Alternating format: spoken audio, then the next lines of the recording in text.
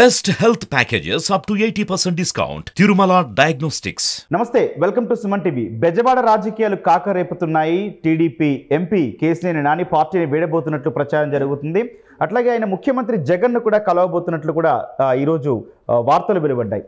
ఇప్పటికే తన కూతురు కేసినేని శ్వేతను కూడా కార్పొరేట్ పదవికి రాజీనామా చేయించారు. అయితే ఈ పరిణామాలంటి కారణం ఏంటి? అట్లాగే ఒకవేళ అతను వైఎస్ఆర్సీపీలో కనుక జాయిన్ అవుతే దాని ఎఫెక్ట్ టీడీపీ మీద ఏ మేరకు ఉండనుంది? వీటిపై మాట్లాడదాం. ప్రస్తుతం మనతో పాటున్నారు Suman TV news chief editor Keshav గారు. సార్ నమస్తే. సార్ నమస్తే గౌతమ్. సార్, ఇన్నాళ్ళ నుంచి వినిపించిన ఈ అసంతృప్తి స్వర అనుకోవచ్చు, లేకపోతే ఆయన అసమ్మతి అనుకోవచ్చు, సేఫ్గా ల్యాండ్ అవుతుంది అనుకోవచ్చు. అంటే దాదాపు అలాంటి సంకేతాలే ఉన్నాయి. ఒక క్లారిటీ ఇచ్చేసారు ప్రజలకి. ఇక అన్నదమ్ముల సవాల్, ఈ కుటుంబాల కొట్లాట కాకుండా ఇది డైరెక్ట్గా అన్నదమ్ముల సవాల్ అనేటువంటి సంకేతం అయితే వచ్చేస్తుంది. ఎందుకంటే పార్టీ వీడడం అనేది క్లియర్. కాకపోతే ఆయన నిన్నటి వరకు ఒక మాట చెప్పారు, నేను ఇండిపెండెంట్గా అయినా కానీ పోటీలో దిగుతాను అనేటువంటి మాట చెప్పారు. ఇప్పుడు ఇండిపెండెంట్గా కాదు ఆపోజిట్ వర్గం నుంచి దిగుతారనేది ఒక క్లారిటీ. సీఎం జగన్మోహన్ రెడ్డితో వైఎస్ఆర్సీపీ అధినేత జగన్మోహన్ రెడ్డితో ఆయన భేటీ కాబోతున్నారు. సీఎం కాదు, ఎందుకంటే ఇది రాజకీయ పార్టీ వ్యవహారం కాబట్టి ఆ పార్టీకి సంబంధించినటువంటి అధినేతతో ఆయన భేటీ అవుతున్నారు. Mostly Vijayawada MP seat already ఖాళీ ఉంది. వైఎస్ఆర్సీపీకి క్యాండిడేట్ లేరు. ఇప్పుడు ఎవరు పోటీ చేయాలనే దాని మీద ఒక స్పష్టత లేదు. గత ఎన్నికల్లో పీవీపీ పొట్లూరు వరప్రసాద్ పోటీ చేశాడు, అనుకున్న ఇది రాలేకపోయింది. ఆ తర్వాత కేసినేని నాని రిజిగ్నేషన్ చేస్తాను అనేటువంటి ట్వీట్ చేస్తే కూడా ఆయన ఒక ఘోరమైనటువంటి ట్వీట్ పీవీపీ కూడా చేశాడు. కాబట్టి బహుశా ఆయన అభ్యర్థి కాకపోవచ్చు అనేటువంటి సంకేతాలు ఉన్నాయి. కాబట్టి ఇప్పుడు ఒక క్లారిటీ, ఈయన వైఎస్ఆర్సీపీ గుర్తు మీద వైఎస్ఆర్సీపీ జెండా నుంచి ఆ బరిలో దిగేటువంటి అవకాశాలు అయితే చాలా స్పష్టంగా కనిపిస్తుంది. సార్, కేసినేని నాని మొన్న ఆయన మాట్లాడుతూ కూడా ఆ విధేయుడిగా ఉంటా అధినేత ఎంత చెప్తే అంత అని మాట్లాడారు. ఈరోజు అఫీషియల్గా పార్టీలో జాయిన్ అవ్వబోతున్నట్టు కూడా వార్తలు వస్తున్నాయి. సార్, విధేయత అట్లాగే ఇన్నాళ్ల సర్వీసు, ఈరోజు పార్టీ మార్పు, దీన్ని మొత్తం చూస్తే అసలు ఏం అర్థం చేసుకోవచ్చు సార్?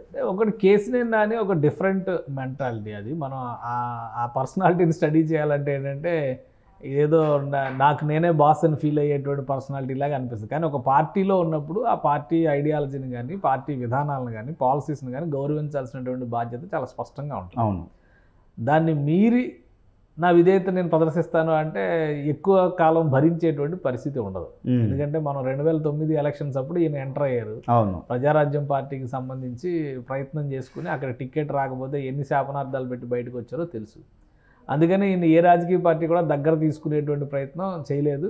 చంద్రబాబు నాయుడిని ప్యాంపర్ చేసేటువంటి క్రమంలో కూడా, చంద్రబాబు నాయుడిని ప్రసన్నం చేసుకునేటువంటి క్రమంలో కూడా దాదాపు 2 ఏళ్ళు కష్టపడ్డాడు ఆయన.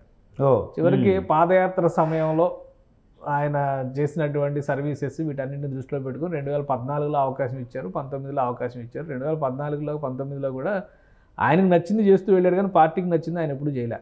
ఓకే, మొదటిసారి పార్టీ అధికారంలో ఉంది కాబట్టి పార్టీతో కొంత సఖ్యత పాటించారు. రెండోసారి పార్టీ అధికారంలోకి రాకపోయేసరికి ఆయన ఇమీడియట్గా ఓటమి తర్వాత ఆయన చేసిన విమర్శలు చాలా వరకు దుమారం రేపినటువంటి పరిస్థితి ఉంది. అందుకనే కేసినేని నానితో పెట్టుకోవడం కంటే ఒక రకంగా కొరివితో తలగొక్కుకోవడం అనేటువంటి అభిప్రాయం. ఇప్పుడు వైసీపీలోకి వెళ్తున్నారు కాబట్టి అక్కడ ఎలా ఉంటుంది ప్రజాదరణ విషయంలో? ఇక్కడ ఒక 2 కాంబినేషన్స్ మనం చూడాలి. కేసినేని నాని 2 సార్లు విజయవాడ లోక్సభ స్థానం నుంచి గెలుపొందారు.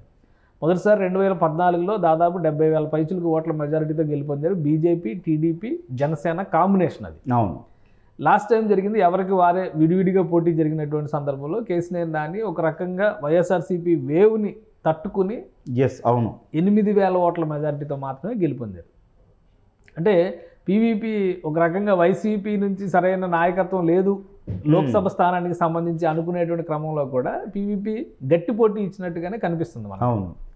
ఇప్పుడు టీడీపీ, జనసేన మేబీ 2-3 రోజుల్లో క్లారిటీ వస్తే బీజేపీ కలిసి వెళ్ళేటువంటి క్రమంలో ఆ వేవ్ని తట్టుకునేటువంటి శక్తి సామర్థ్యాలు ఉన్నాయా అనేది ఇక్కడ ప్రశ్న.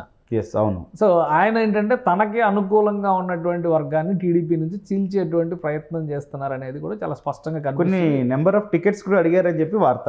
అవును, అంటే అందరూ ఏమనుకుంటారంటే ఆయనకు ఒక లోక్సభ సీట్ ఇస్తే సరిపోద్ది, లేదంటే వాళ్ళ అమ్మాయికి ఒక ఎమ్మెల్యే టికెట్ ఇస్తే సరిపోద్ది అనేటువంటి లెక్క ఉంది. కానీ ఆయన కాంబినేషన్లో ఒక 4-5 సీట్లు ఆయన లెక్క వేసుకొని చూసుకున్నారు. ఎందుకంటే ఇప్పుడు విజయవాడ మొత్తం సిటీ అంతా కూడా లోక్సభ పరిధి విజయవాడ సిటీ పరిధిలోకి వస్తుంది లోక్సభ స్థానం. అంటే విజయవాడ సిటీలో ఉన్నటువంటి సెంట్రల్ కాన్స్టిట్యున్సీ, ఈస్ట్ కాన్స్టిట్యున్సీ, అలానే వెస్ట్ కాన్స్టిట్యున్సీ, ఇవి 3 కూడా దీని పరిధిలోకి వస్తాయి. ఇక ఆనుకుని ఉన్నటువంటి మైలవరం కానీ, నందిగామ కానీ, తిరువూరు కానీ, జగ్గైపేట కానీ ఇవన్నీ కూడా విజయవాడ పార్లమెంటు పరిధిలోకి వచ్చేటువంటి స్థానాలు. అక్కడ సామాజిక వర్గాల పరంగా చూసినటువంటి ఈక్వేషన్స్లో కూడా తెలుగుదేశం పార్టీ కొంత బలం ఉండేటువంటి పరిస్థితి ఉంది. ఇంకొక కోణంలో చూస్తే అమరావతి రాజధాని విధ్వంసం ఈ యాంగిల్లో చూస్తే కనుక వైఎస్ఆర్సీపీకి అక్కడ కొంత ప్రతికూలత ఉన్నటువంటి పరిస్థితి. అందుకనే ఆపరేషన్ మొదలుపెట్టడమే కృష్ణా జిల్లాతో, ఉమ్మడి కృష్ణా జిల్లాతో, ఉమ్మడి గుంటూరు జిల్లాతో జగన్మోహన్ రెడ్డి గారు ప్రారంభించారు.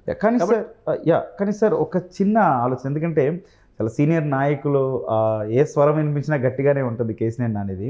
తన కుమార్తెకి మేయర్ పదవి అన్న ప్రకటన దగ్గర నుంచి, అసలు కార్పొరేటర్కి పోటీ చేస్తున్న దగ్గర నుంచి మేయర్ పదవి అనౌన్స్మెంట్ వరకు తను చేయించుకున్న వ్యక్తి తన టికెట్కి వచ్చేసరికి ఎందుకు వెనకబడిపోయాడు సార్? అంటే అప్పుడున్న పరిస్థితులు వేరు, ఇప్పుడున్నటువంటి పరిస్థితులు వేరు. ఈ పరిస్థితులను బట్టి పార్టీలో ఎప్పుడు కూడా రాజకీయపరమైనటువంటి ఈక్వేషన్స్ అన్నీ కూడా మారతాయి. అప్పుడు వాస్తవానికి స్థానిక సంస్థల ఎన్నికల విషయంలో పార్టీ బలంగా కొట్లాడాల్సిన పరిస్థితి తెలుగుదేశం పార్టీకి ఉంది. అప్పటికే ఈయన అనేక సందర్భాల్లో నెగిటివ్ మాటలు మాట్లాడినప్పటికీ కూడా, పార్టీకి ఇబ్బంది కలిగించేటువంటి, అధినేతకి ఇబ్బంది కలిగించేటువంటి మాటలు మాట్లాడినప్పటికీ కూడా పార్టీ కొంతవరకు ఉదాసీనంగా చూసి చూడనట్టుగా కలుపుకుని వెళ్ళేటువంటి ప్రయత్నం చేసింది. ఆ క్రమంలోనే విజయవాడ మున్సిపల్ కార్పొరేషన్ ఎలా అయినా కానీ గెలవాలి అనేటువంటి రీతిలో కేసీఆర్ నాని పంతం నెగ్గించుకున్నారు. దానికి తగ్గట్టుగా కేసీఆర్ నాని రిజల్ట్ తెచ్చి ఉంటే అప్పుడు లెక్క వేరేగా ఉండేది. ఎందుకంటే విజయవాడలో తెలుగుదేశం పార్టీ ఆశించినంత స్థాయిలో రాలేదు. మేయర్ వైసీపీ అభ్యర్థి మేయర్ అయినటువంటి వైసీపీకే పట్టు లభించినటువంటి పరిస్థితి ఉంది కాబట్టి అక్కడ ఆయన విఫలమయ్యాడు.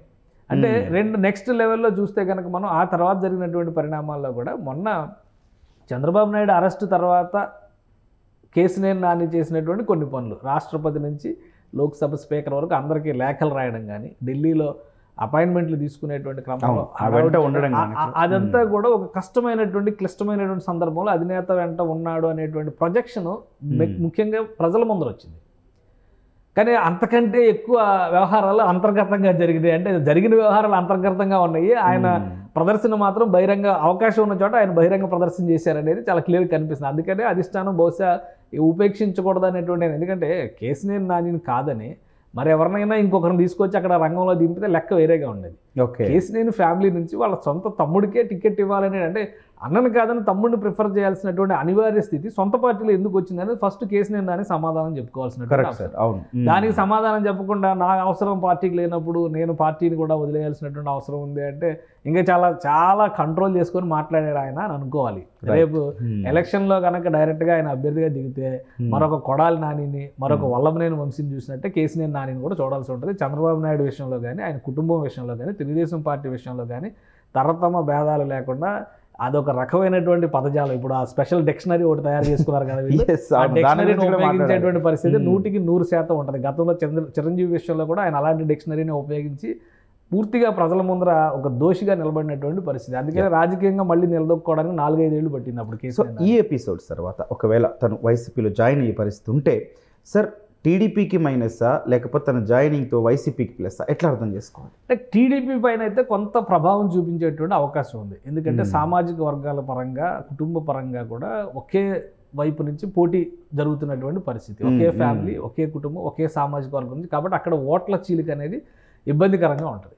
రెండోది, కేసీఆర్ నాని కూడా తనకంటూ ఒక బలమైనటువంటి క్వార్టరీని పార్టీలో తయారు చేసుకున్న మాట వాస్తవం. అందుకని ఎంత వ్యతిరేకత వస్తున్నా కానీ అధిష్టానం దగ్గర ఆయన దోషిగా నిలబడాల్సిన సందర్భాలు వచ్చినా కానీ ధైర్యంగా ధీమాగా ఏంటంటే నా వెంట బలగం ఉంది అనేటువంటి ధీమాతో ఉన్నాడు. కాబట్టి ఆ బలగాన్ని ఎంత చీలుస్తాడనే దాని మీద టీడీపీకి ఎంత నష్టం జరుగుద్ది అనేది అంచనా వేయాల్సి ఉంటుంది. వైసీపీకి కొత్తగా వచ్చే ప్రయోజనం ఏంటంటే ఇప్పటివరకు అక్కడ ఒక బలమైన నాయకత్వాన్ని అందించడంలో వైసీపీ విఫలమైంది అనేటువంటి సంకేతాలు ఉన్నాయి. కాబట్టి కేసీఆర్ నాని వచ్చిన తర్వాత ఇదంతా కూడా ఎంతవరకు వైసీపీకి ఆయన యాడ్ చేయగలుగుతాడు, కన్వర్ట్ చేయగలుగుతాడు అనే దాని మీద వైసీపీ బలం పెరగడం అనేది ఆధారపడి ఉంటుంది. కానీ ఒకే కుటుంబంలో పోటీ జరిగేటువంటి క్రమంలో ప్రజలు కూడా ఒక అయోమయ స్థితిలోకి వెళ్తారు, ఎవరిని ఎంచుకోవాలి. కాబట్టి సీట్లు ఎవరికి ఇస్తారనే దాని మీదే విజయవాడ ఎంపీ గెలుపు అనేది ఆధారపడి ఉంటుంది. Point sir. Right sir, thank you sir. Right, మొత్తంగా ఒక కుటుంబం మధ్య పోటీ కాస్త ఇద్దరు వ్యక్తుల అన్నదమ్ముల పోటీగా మారిపోయింది బెజవాడ రాజకీయాల్లో.